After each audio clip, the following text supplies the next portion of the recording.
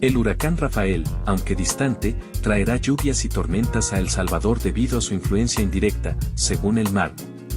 Actualmente ubicado al noroeste de Cuba y moviéndose hacia el Golfo de México, el sistema arrastra humedad hacia Centroamérica y posiciona la zona de convergencia intertropical sobre las costas de la región, lo que intensifica la probabilidad de lluvias en el territorio salvadoreño. Se espera que estas lluvias afecten principalmente la zona oriental, la franja norte y la costa del país, con lluvias en las tardes y noches, informó el MARN en su cuenta de X. Las autoridades advierten de posibles inundaciones urbanas, crecidas repentinas en ríos y deslizamientos de tierra. Suscríbete, dale like y comparte con tus amigos.